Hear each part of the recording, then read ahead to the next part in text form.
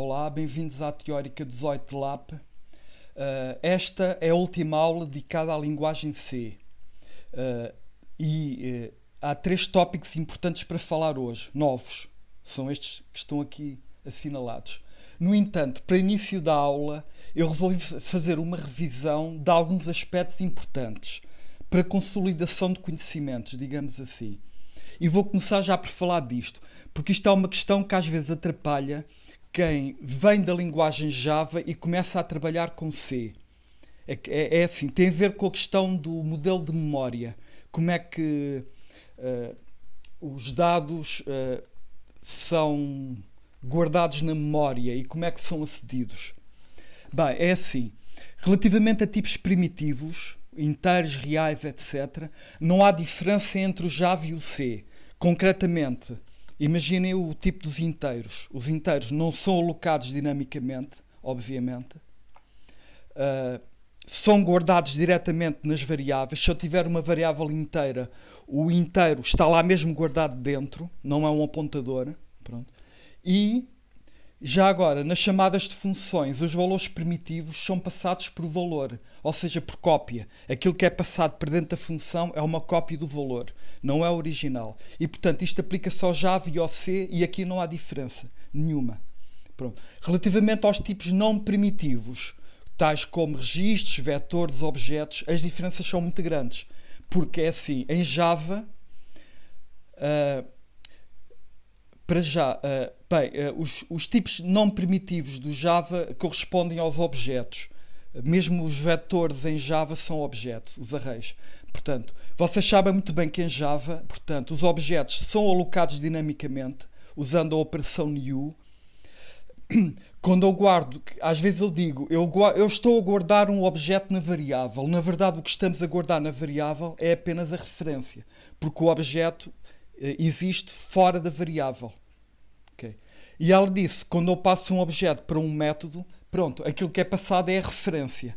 Portanto, os objetos são todos manipulados através de referências e não há alternativa. Pronto. No caso do C, há 2 variantes e isto é que complica um pouco as coisas. Na variante mais simples, que por acaso é a mais fácil de usar em C e é a mais segura, portanto, em princípio é aquela que se usa, os valores são tratados como os valores primitivos também. Estão a ver? Mesmo, por exemplo, eu tenho um registro que contém uma data de calendário. Portanto, o registro tem um tipo que não é primitivo, porque é um registro com 3 campos, dia, mês e ano. 3 inteiros que estão lá guardados dentro. No entanto, o C trata essa data de calendário como os tipos primitivos. Concretamente, a data não é alocada dinamicamente, é guardada dentro da variável diretamente e quando eu passo, por exemplo, a data de calendário para uma função, aquilo que é passado não é o original, é passado uma cópia. Portanto, isto é a base do C. O C é baseado em valores e não objetos. A base do C. No entanto, em C... é interessante, também dá para usar o C à maneira do Java. Como é que se faz isso? Bem, eu para usar o C à maneira do Java, para tipos não primitivos, eu posso alocar dinamicamente os valores, por exemplo, a data de calendário com o malloc. Pronto. Neste caso, se eu alocar a variável com o malloc, obtenho um apontador e agora posso guardar esse apontador numa variável. Além disso, eu para passar a data para uma função também posso passar um apontador. Portanto, isto é que torna o C um pouco, inicialmente um pouco mais confuso, porque há sempre 2 maneiras. E reparem, isto complica um pouco a vida do programador, porque é verdade que há liberdade de escolha, mas juntamente com a liberdade de escolha surge a responsabilidade de fazer a escolha correta em cada situação. Pronto, a vida, em princípio, em Java é mais simples, porque há menos dilemas. São tudo objetos, ponto final. E, portanto, em C temos que pensar o que é que se usa. Mas, em C, o que se recomenda, de forma geral, é usar a técnica número 1 sempre que possível. porque é a mais segura. Nós, quando começamos com mallocs, podem agora começar a aparecer inseguranças. Porque, sabem, eu faço o malloc, agora imaginem que eu prematuramente faço o free do apontador. Pronto, e afinal aquele apontador ainda vai ser usado. Há várias situações em que, portanto, a variante 1 agora, é a mais segura. Agora, há situações em que queremos a variante 2. E como vocês sabem até do projeto. Por exemplo, para criar arrays com um tamanho que não é pré-definido, para trabalhar com listas ligadas, pronto, aí temos de usar a técnica 2. Mas pronto, este é que é o grande problema de passar do Java para o C. É porque em C a maneira normal de fazer as coisas é diferente da do Java. E depois ainda há outra complicação que é a sintaxe. Porque reparem, esta sintaxe v.c, pronto, em Java, isto significa o seguinte, é que neste caso o v será uma variável que contém uma referência para um objeto. Pronto, e usa-se o pontinho. Já isto em Java... Não, em Java. Eu estou a falar primeiro do Java. Portanto, em Java, o v.c pressupõe que a variável v contém uma referência para o objeto. Pronto, estou a aceder a um campo público aqui, chamado C. Pronto. Agora, a mesma sintaxe para o C só funciona não para apontadores. A mesma sintaxe tem uma interpretação completamente diferente. Porque neste caso a variável v deverá conter efetivamente um registro, não um apontador para um registro. Portanto, estou a ver, a mesma sintaxe significa coisas bastante diferentes. Isto pode se tornar um pouco confuso. Se eu quiser programar em C à maneira do Java, com, digamos, objetos e apontadores, a sintaxe, a tradução para C desta sintaxe será esta, com a setinha, como vocês sabem. Pronto, portanto, tive só a chamar a atenção para um problema. Claro que a linguagem C é ensinada, foram ensinadas as duas possibilidades, mas também é interessante fazer uma discussão comparativa. Ficamos a perceber com mais profundidade as coisas. Ok, novo ponto. Olha, isto é uma tabela que poderá ajudar. Isto é muito bom para sistematizar. A operação de atribuição está definida... Vamos esquecer o Java, atenção. A operação de atribuição em C está definida para que tipos? Olha, eu informo que está definida para todos os tipos primitivos e, além disso, para registros. Pus aqui a palavra registros, a bold, porque há muitos programadores de C que se esquecem disto. Sabem, se eu quiser copiar uma data de calendário, a data A para a data B, basta-me escrever B recebe A. Pronto. Mas eu já vi imensos programas em que os programadores copiam separadamente o dia, o mês e o ano e fazem 3 atribuições. Isso é disparate. Pronto. Para registros temos a atribuição, o que é uma felicidade. Agora, a atribuição não se aplica a strings, a vetores e a ficheiros. Bem, no caso das strings, apesar da atribuição não funcionar com strings, vá lá, temos esta função de biblioteca, já não é mau, o string copy. Podemos usar uma função que foi ensinada. Agora, quando queremos copiar vetores e ficheiros, temos nós de programar a operação. Para copiar um vetor, normalmente, usa-se um ciclo for, em que o índice vai por aí fora. E para copiar um ficheiro, olha, até foi o exemplo que eu dei quando falei em ficheiros. Como copiar um ficheiro para outro. Por exemplo, se for um ficheiro de texto, pode-se copiar linha a linha. Mas, de qualquer maneira, quando eu quiser copiar vetores ou ficheiros, tenho de programar a operação. Pronto, espero que isto fique claro. Agora, a igualdade e as desigualdades. Pronto, olha. Estas operações, que são 6, estão definidas para todos os tipos primitivos. Inteiro, double, char, bool e outros. Porque há mais. Unsigned, por aí dentro. Agora, as operações de comparação não se aplicam a strings, nem a registros, nem a vetores, nem a ficheiros. Chama a atenção que para atribuir registros, tudo bem, tenha a atribuição. Para comparar 2 registros, por exemplo, 2 datas de calendário, já tem de ser eu a programar a operação de comparação. Estão a ver? Aliás, é típico. Em muitos programas bem organizados, a primeira coisa que se faz quando se define um tipo de registro novo, por exemplo, uma data de calendário, é logo equipar esse tipo com algumas operações. Por exemplo, a igualdade, as desigualdades, etc. Agora, portanto, estas operações estão definidas apenas para os tipos primitivos. Agora, para o caso das strings, já é bom haver uma função de biblioteca chamada string compare. É muito prático. Eu tenho pena que também não esteja isto disponível para as strings, porque era fácil fazer uma variante do C que chamava automaticamente a função. Mas pronto, nós temos que chamar a função de biblioteca separadamente. Agora, para comprar registros, vetores e ficheiros, temos que ser nós a programar as funções, se precisarmos, evidentemente. Portanto, isto é bastante esclarecedor, este resumo que está aqui. Agora, isto é menos importante, mas já agora, sobre o operador AND, que foi falado em vários momentos em aulas anteriores, eu vou fazer um apanhado dos aspectos importantes relacionados com o AND. Para começar, o AND permite obter um apontador para uma variável normal. Pronto. Portanto, eu posso ter em C apontadores para variáveis dinâmicas, criadas dinamicamente, com o malloc, mas também posso ter apontadores para variáveis normais. Pronto, ponto número 1. Ponto número 2. O operador e-comercial, como vocês sabem, é muito usado com o scanf. Se eu quiser ler um inteiro ou um real por aí fora, tenho que passar a variável que eu quero preencher com o valor lido com o e-comercial. Mas porquê é que eu estou a falar disto aqui? É porque há uma exceção que às vezes esquecemos. Porque quando eu quero ler uma string, aí já não se põe o e-comercial. Porquê? Porque uma string é um vetor e o próprio nome de uma string é já um apontador.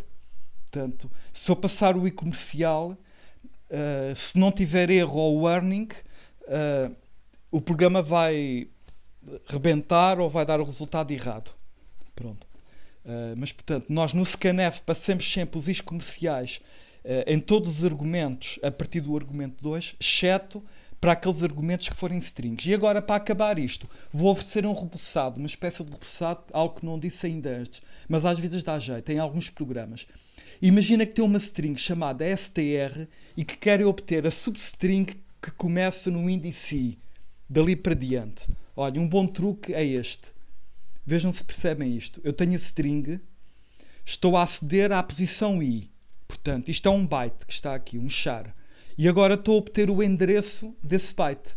O que é que eu obtive? Olha, um apontador para uma sequência de caracteres terminada por um nulo. E, portanto, isto não há dúvida. É um sufixo da string. Muito prático. Se eu quiser um prefixo, já tenho de fazer uma cópia. Mas se eu realmente quiser uma pressão do fim, este truque é excelente. Porque o nulo que termina a string original também vai terminar esta substring, que eu nem sequer chego a copiar. Estou só a pôr outro apontador a apontar lá para o meio. Agora, sobre funções, tenho aqui uma série de conversa que não me interessa falar, mas eu quero recordar que em C os parâmetros são passados por valor, pronto, mas se eu precisar, isto é uma espécie de revisão, já vou dizer porque é que estou a voltar a falar disto, mas se eu precisar que uma função produza resultados usando os argumentos, isto é, se eu quiser ter parâmetros de entrada e saída, aí, como foi ensinado numa aula anterior, tem que passar apontadores como argumento. Estão a ver, eu estou aqui, neste caso, eu estou a fazer aqui uma habilidade engraçada. Estou a programar o fatorial recursivo, pronto, mas só para... É um exercício académico, mas é interessante. Em vez de produzir o resultado da maneira habitual, estou a fazer o resultado sair neste argumento artificial, R. Este R quer dizer resultado. Estão a ver a chamada. Estou a chamar o fatorial de 10, calcular o fatorial de 10, e quer que o resultado apareça aqui no res. E depois mando escrever o res. Pronto. Isto é para vocês observarem e meditarem. Estão a ver, olha, quando o i é 0, o resultado é 1. Portanto, tem que escrever no R, usando o apontador, 1. A parte interessante é a chamada recursiva. Reparem, aqui não se põe asterisco. Eu quero passar o apontador original para a mesma variável. Estão a ver? Pronto, é para meditar isto. O que é que eu tenho aqui? Outra chamada de atenção, que estão fartos de saber isto, é que realmente, portanto, apesar da passagem de parâmetros ser por valor, há uma exceção. Aquilo que eu disse é a regra geral.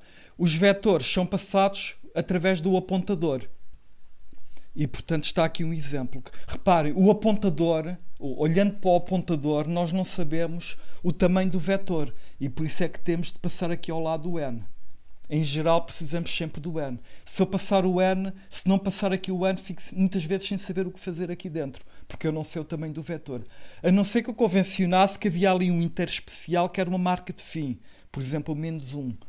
Mas isso é estranho, porque o -1 é um inteiro normal e pronto. Se eu quiser um vetor de inteiros positivos, podia usar o -1 como marca de fim. E aí podia poupar este argumento. Mas pronto, não é o que eu faço aqui. Olha, estou a criar aqui um vetor com 10 inteiros. 1, 2, 3, assim são 10. E estou a mandá-los escrevê-lo. E estou aqui a dizer 10. Claro que se eu pusesse aqui 8, ia escrever apenas parte do vetor, o que até podia dar jeito, não é? Imagina que eu quero uma escrita parcial. Pronto, nós estamos aqui a rever umas coisas importantes sobre funções e eu queria ainda dar aqui uma informação sobre algo que eu penso que ainda nunca chegou a aparecer. Pronto, é que o C, por acaso, isto começou apenas no C99, mas atualmente o C valida os argumentos nas chamadas das funções. E podemos interrogar, e se eu fizer uma chamada para a frente, que é o que está aqui a acontecer? A função f tem no seu interior uma chamada da função g que está definida só à frente. Estão a ver? Pronto, estão a ver o compilador que leu o fecheiro da primeira linha até a última linha, chega aqui e em princípio ainda não sabe o que é o g. Bem, neste caso sabe, porque eu escrevi aqui uma coisa que se chama um protótipo. É apenas o cabeçalho da função, estão a ver? Eu estou aqui a informar o compilador de como é que a função é, pelo menos em termos de assinatura, e agora o compilador já pode validar a chamada. Pronto, é assim que se fazem as chamadas para a frente em C. Temos de colocar aqui atrás. Isto no fundo não é nada de especial, porque isto no fundo é aquele extern que eu falei dos módulos. Eu podia pôr aqui a palavra extern, que também estava correto. Mas pronto, isto é o que se chama um protótipo. Eu não gosto muito desta palavra, gostava mais de chamar a isto talvez assinatura, uma coisa dessas, mas pronto. Protótipo é o nome que esta coisa tem. Mais coisa, olha, há aqui um pequenino pormenor.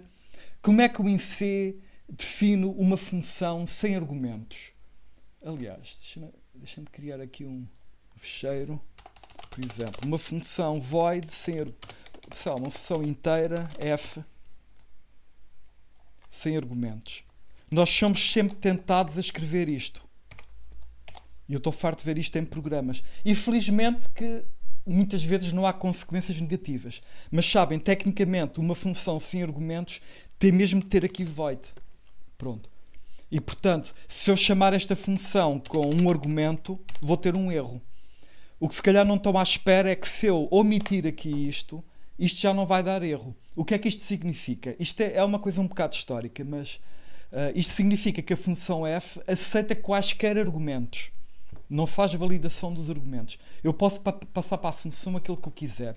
Podem perguntar, e depois como é que se acede aqui dentro à função? Olha, em C não há maneira. Só se eu escrever código em assembly, algo assim do género.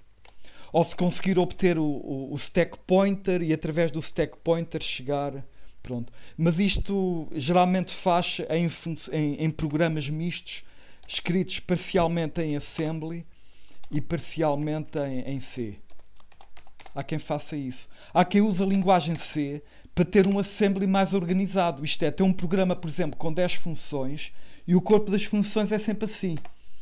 É uma grande ideia, não é? Usar o próprio compilador de C como assemblador sofisticado. Até porque depois a lógica da chamada das funções já está programada e pode-se aproveitar. Ok, avançando. Olha, mais uma curiosidade. O main, isto é mesmo curiosidade, porque me estou a ver. O main pode ser escrito destas 3 maneiras. E são as 3 legítimas. Pronto. Eu escrevo de baixo quando quero aceder aos argumentos da linha de comando. Quando não quero aceder aos argumentos da linha de comando, esta é a forma recomendada. Mas isto também não dá erro, como vocês viram. Apesar de eu não gostar muito disto. Aqui não há grande problema porque nós, em princípio, não chamamos a função main. E, portanto, não queremos validar os argumentos do main. E por isso é perfeitamente legítimo pôr isto. Mas, em geral, não é muito bom.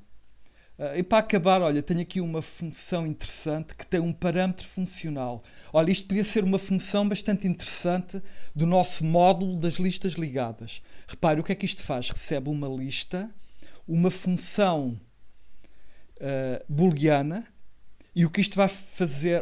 o nome da função está errado, o L devia ser pequeno.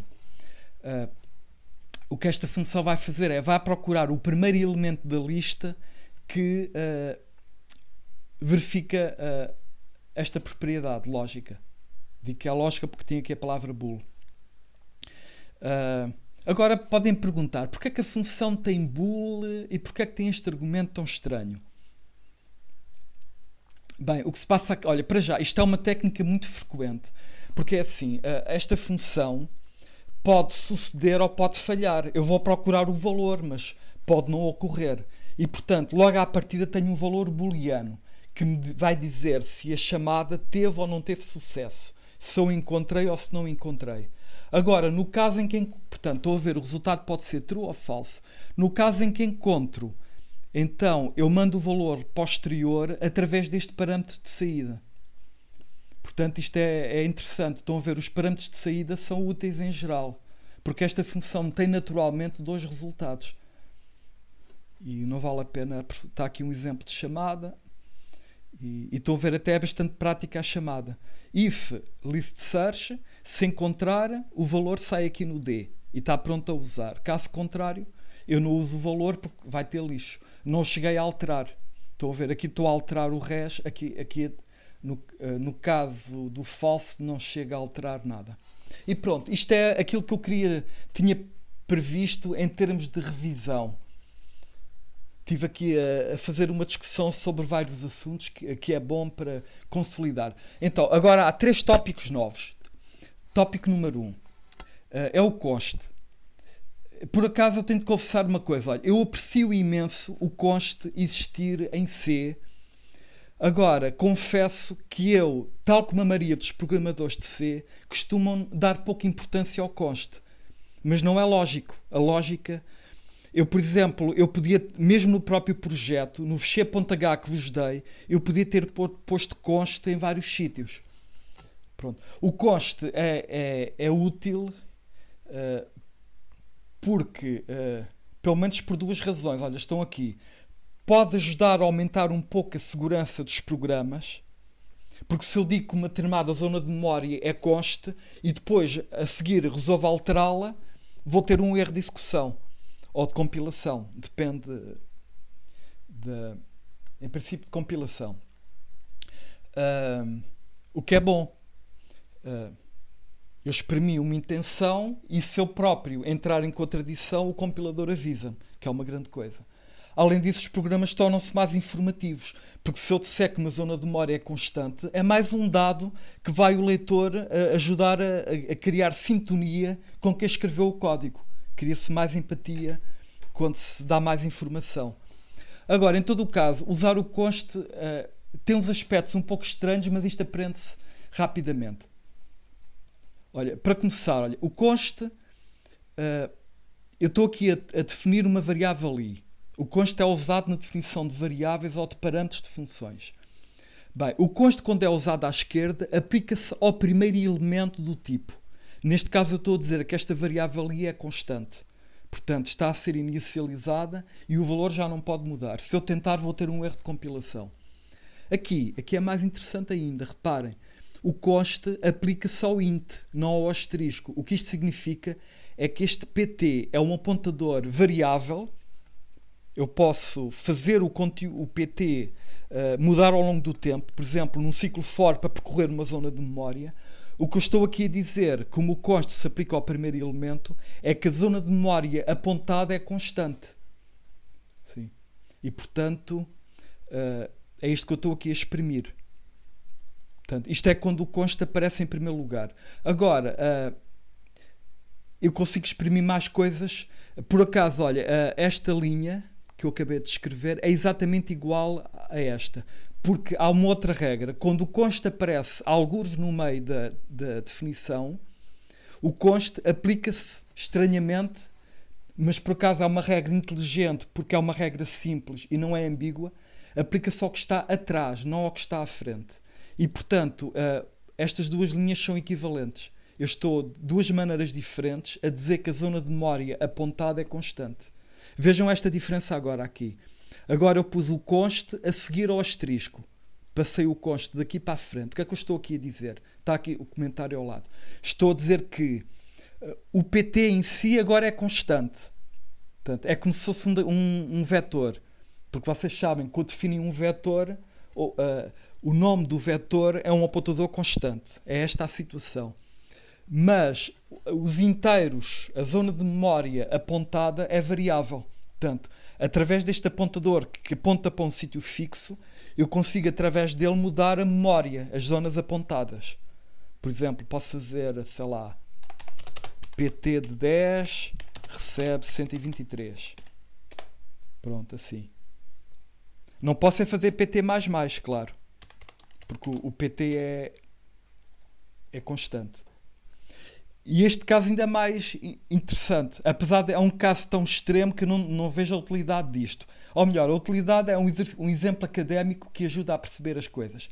Neste caso estou a dizer que o apontador é constante e que a zona de memória apontada também é constante. Portanto, só posso fazer leituras.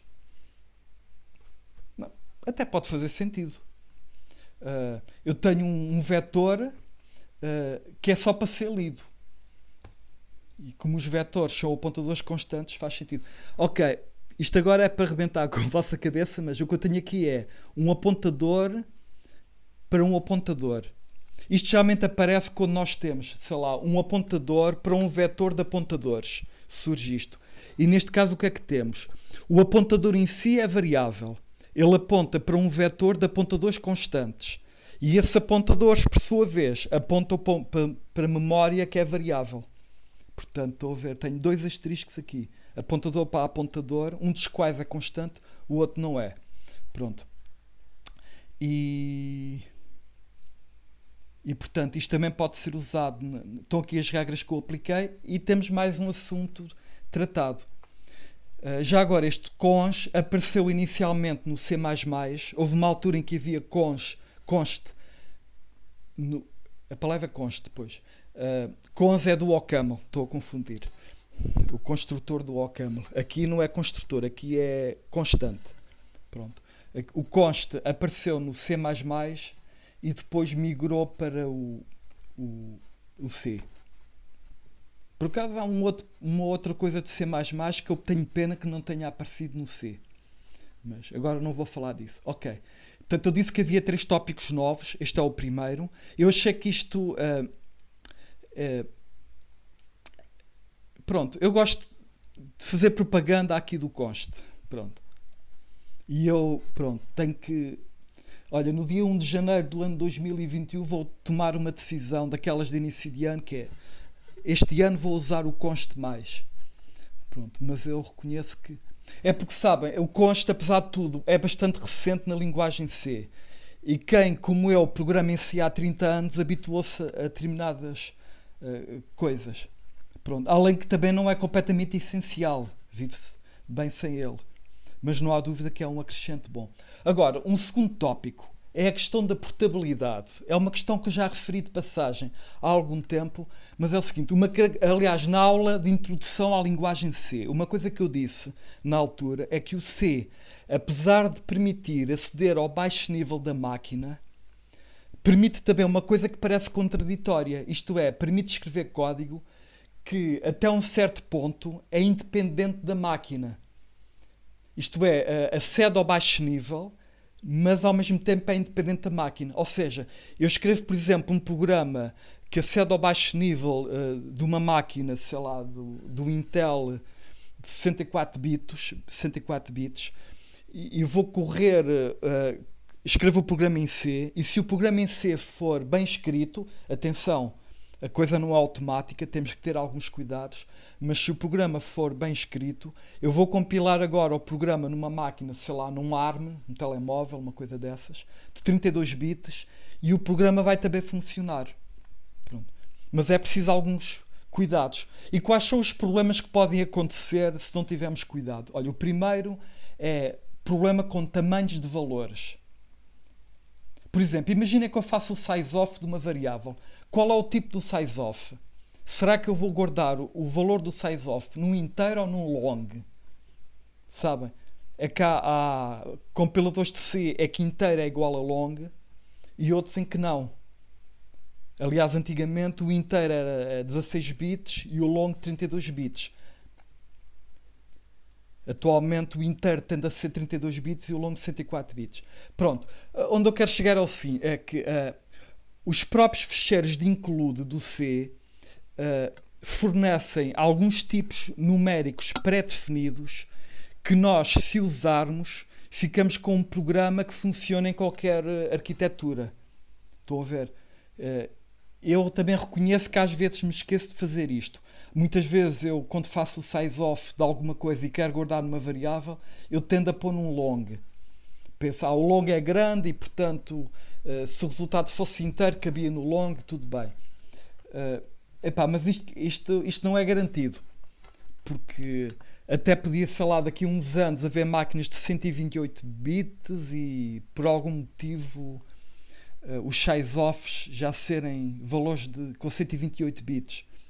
Porque com 128 bits eu já consigo ter máquinas com memória com vários tera.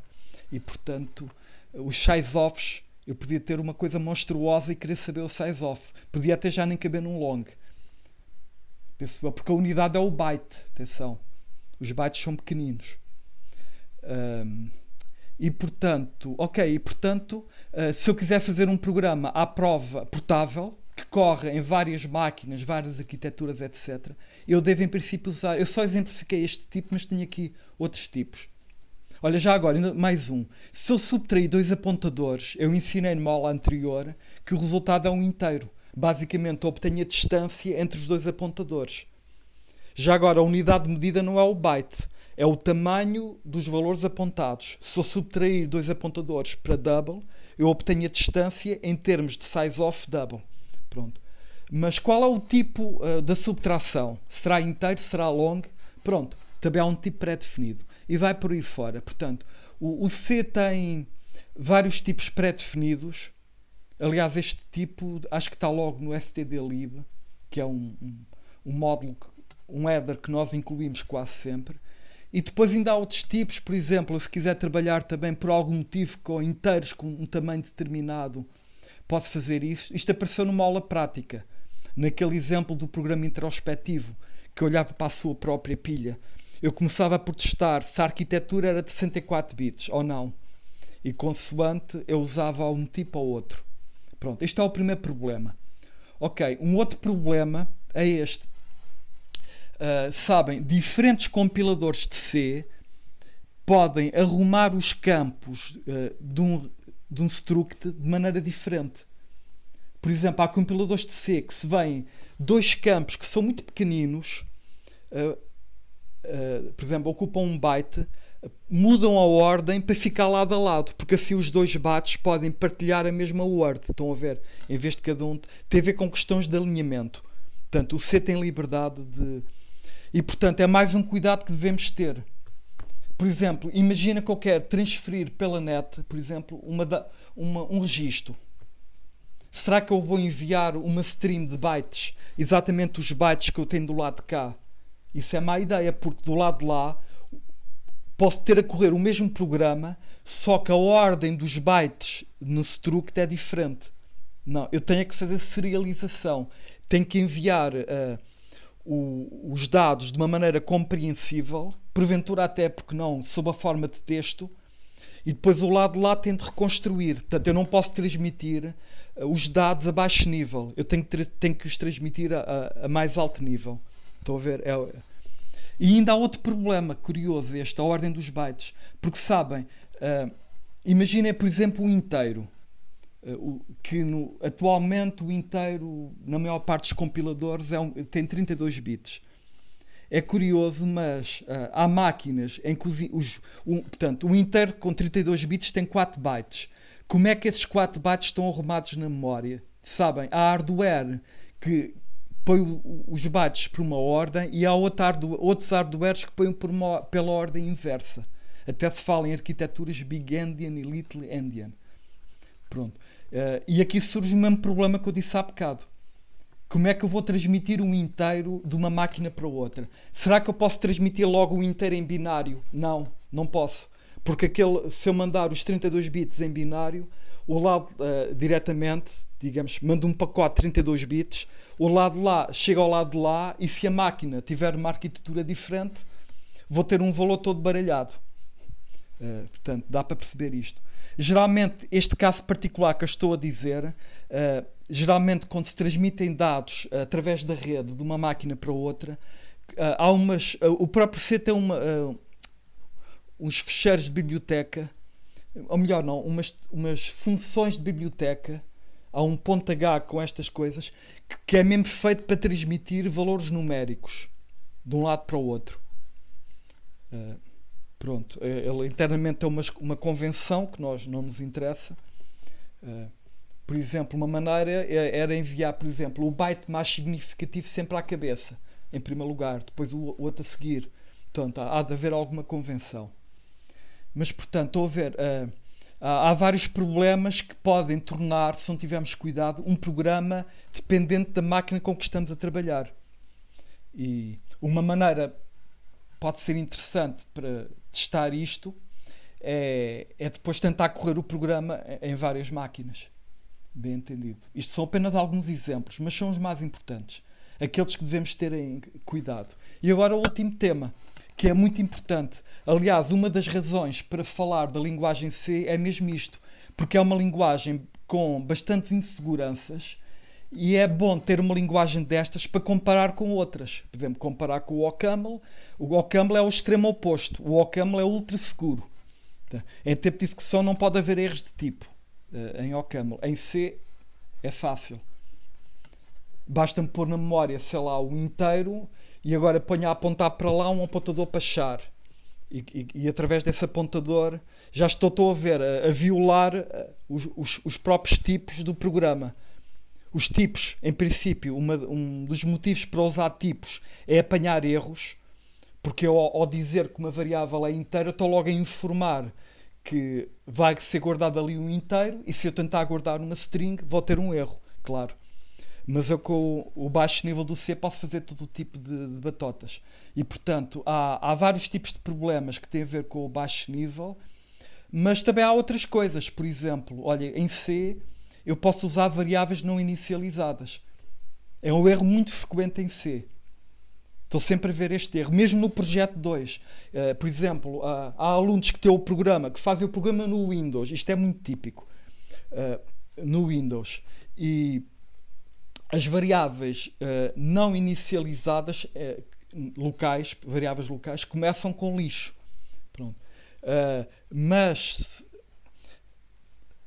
eu não sei porquê, mas muitas vezes no Windows as variáveis não inicializadas começam a 0. Ele não inicializa, mas há qualquer coisa lá a memória está a 0, não sei porquê.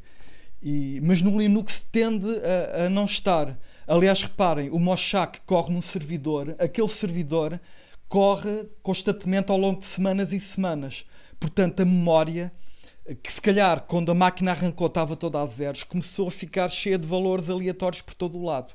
Estão a ver? E, portanto, no Moshack é muito provável que uma variável não inicializada tenha um lixo qualquer que não seja 0. E, portanto, acontece muitas vezes.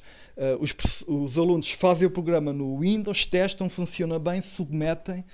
Por sorte ou por azar dos alunos, os testes do Moshack, do concurso de teste, não detectam o problema e os alunos entregaram um programa errado. Pronto. O que é que se faz? É mesmo errado. Portanto, o programa vai falhar aqueles testes e o aluno entregou realmente um programa errado. A culpa é do aluno porque não testou bem o programa. Reparem, testar o programa, em princípio, vocês devem gastar para aí pelo menos 1/3 do tempo que demoraram a programar. Devem gastar umas horinhas a testar o programa, a pensar em todas as hipóteses. Sim. É assim que nas empresas até em projetos grandes há pessoas da equipa cuja função é apenas criar testes, inventar testes para tentar arrebentar com a aplicação que a equipa está a desenvolver, e assim vão melhorando o código. Ok, divaguei muito a propósito da inicialização, mas há muitas razões. Olha, por exemplo, esta razão, outra razão. Enquanto, por exemplo, em Java, quando se acede a um vetor, se acederem com um índice errado, o Java dá uma exceção. Em C não.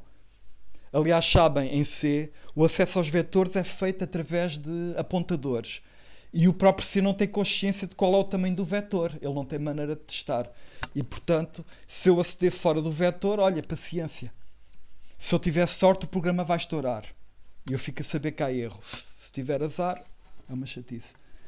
Se o erro não se manifestar assim de forma óbvia. E portanto, a linguagem C é insegura por várias razões. Os próprios casts, as conversões automáticas.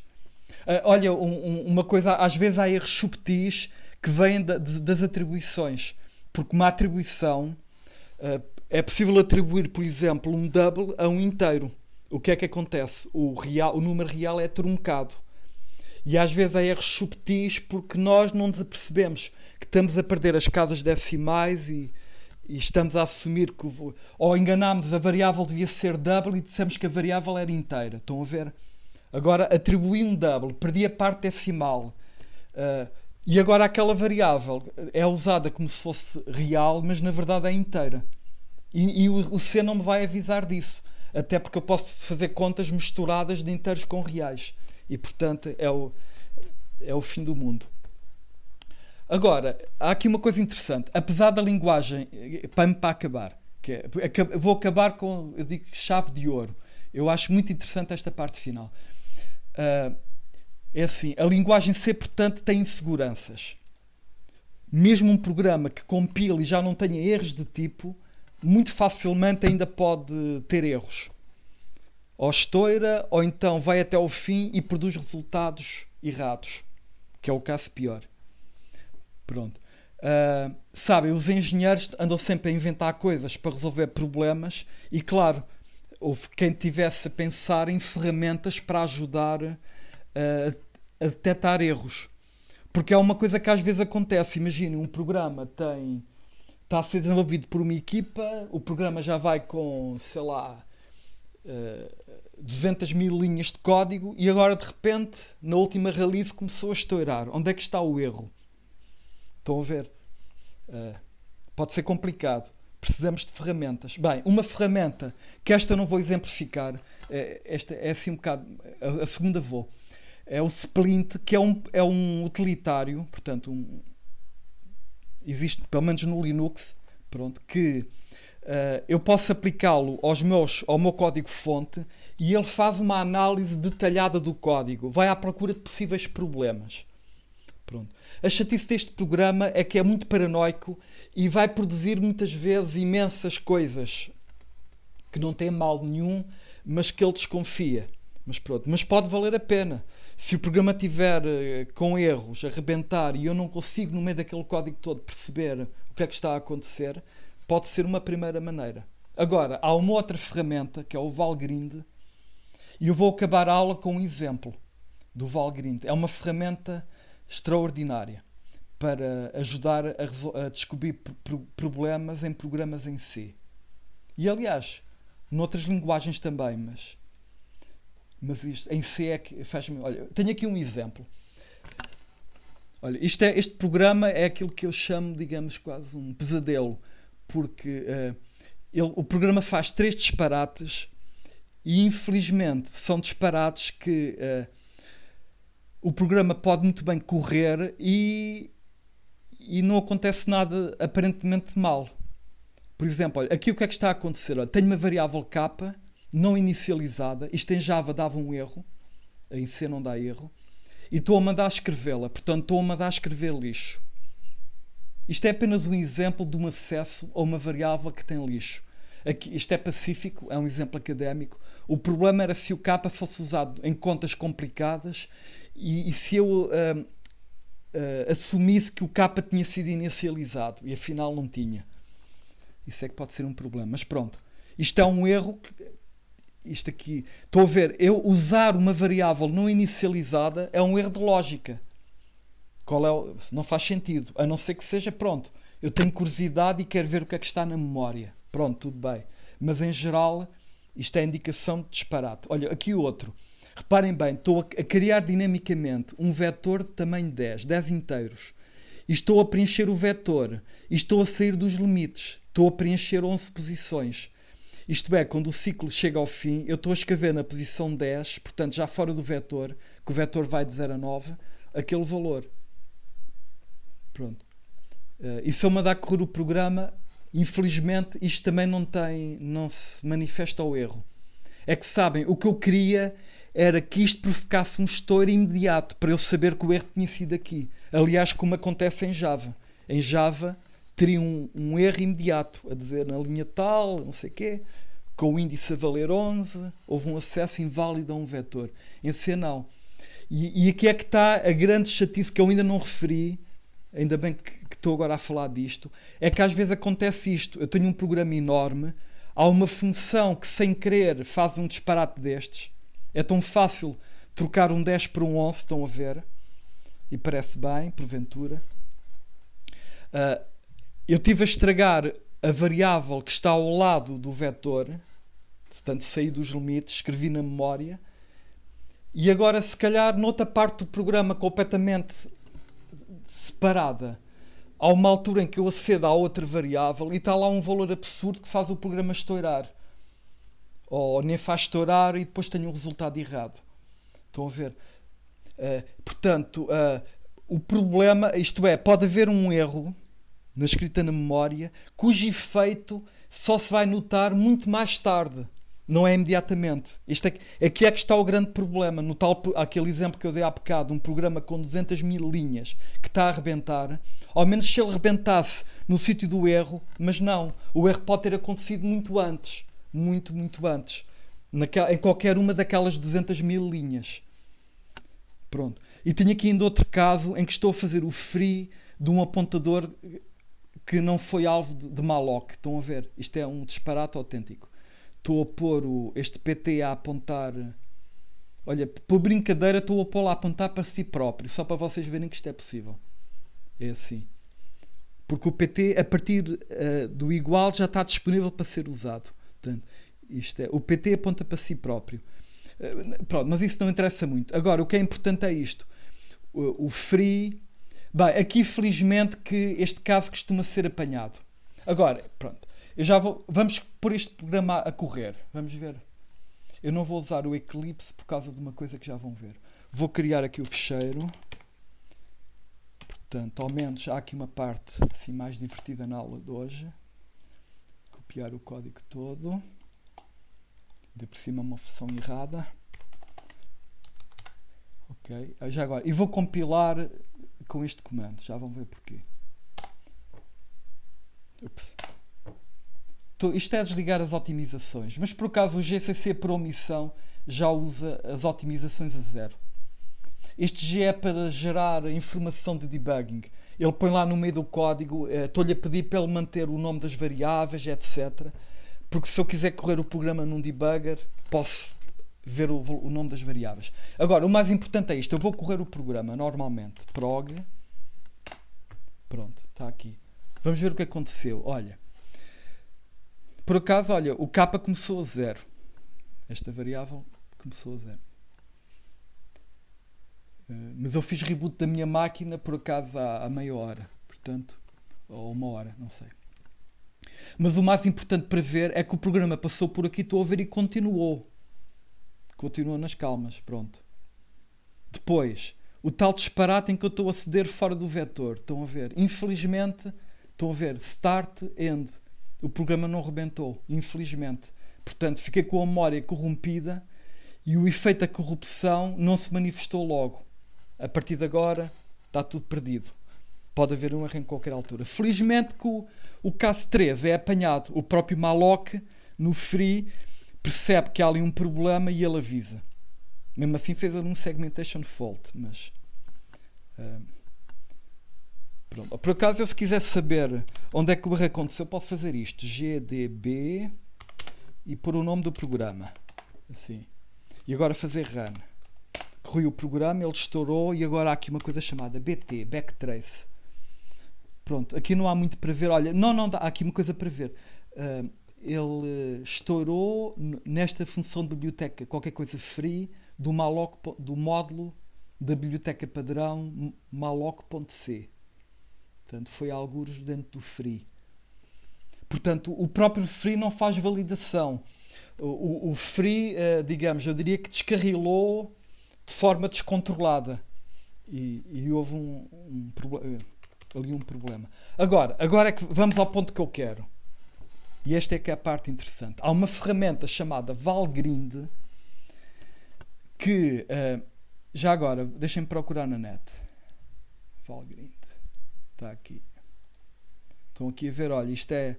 Este dragão vermelho representa os erros.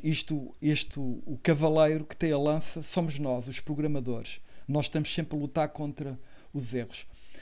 O Valgrind, custou um bocadinho a explicar, mas vale a pena. É que o Valgrind é quase absurdamente sofisticado. É complicado. É assim. O Valgrind é um programa que permite, dentro do qual eu posso correr outro programa. Portanto, vou querer correr o meu programa já compilado no contexto do Valgrind. E o Valgrind corre o programa e valida todos os acessos à memória, todos, um a um. Sempre que eu acedo a uma variável ou escrevo, ele tem informação, em tempo de execução vai validar tudo. E qual é a vantagem? A vantagem é apanhar os erros no momento em que acontecem. Lembra-se do exemplo que eu dei do acesso ao vetor. Eu gostaria de, tento aceder fora do vetor, que o erro seja apanhado. Agora, como é que o Valgrind está programado? É que isto não é muito simples. Não é simples não, porque o Valgrind, para conseguir fazer isto, porque ele usa o código executável, o Valgrind implementa, ouçam bem, um CPU virtual. Ele está implementado para vários hardwares, digamos, mas se eu quiser correr no Valgrind um programa compilado para um processador, neste caso de arquitetura AMD 64, pronto, o Valgrind tem mesmo um emulador do CPU e vai correr o programa de forma emulada.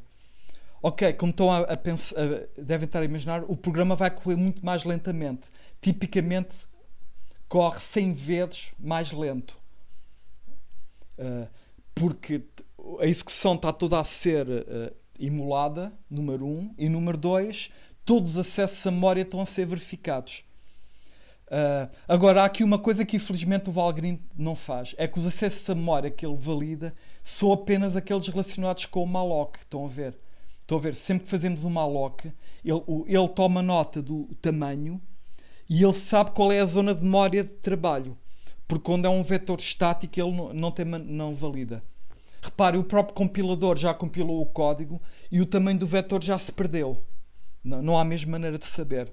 Agora, como os vetores dinâmicos são criados dinamicamente, pronto, o valor está disponível em tempo de execução e o Valgrind pode tomar nota. Mas, portanto, isto é uma coisa que absolutamente surpreendente. Portanto, ele diz aqui, tem um CPU sintético implementado em software que executa o programa e vamos correr o programa no Valgrind. Valgrind, como é que se executa? Basta escrever, ok, pode ser com o pontinho, vou correr o programa e está aqui o resultado da execução. Vamos ver o que é que se aprendeu. Olha, para começar, relativamente àquela primeira parte da variável não inicializada, ele gerou aqui uma série de atrapalhadas. Porquê? É que ele usou a variável k dentro do printf. E foi ao executar o printf em várias situações, ele começou a detectar que o valor não está inicializado. Estão a ver? Não está inicializado. E sempre que internamente ele acede à variável, no código do printf que não estamos a ver, ele repete isto. Portanto, é um bocadinho chato. Agora, a parte da escrita na memória fora do vetor, este caso, esta atribuição, com o índice a valer 10. Estão a ver? Aqui ele apanhou o erro. Pronto, diretamente. E avisou.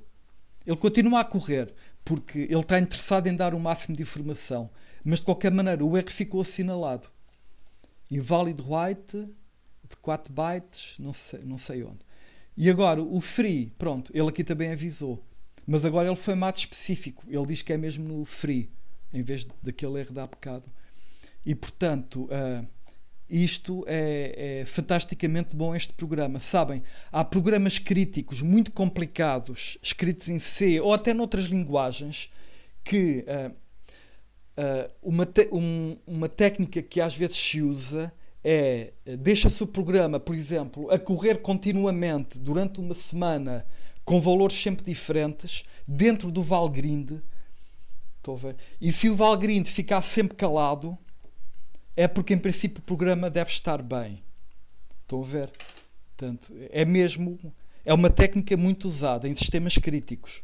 Pomos o programa, sei lá, se eu quiser fazer um programa para que vai funcionar num satélite ou num Space Shuttle, qualquer coisa, para controlar um foguetão, convém que a coisa esteja mesmo bem.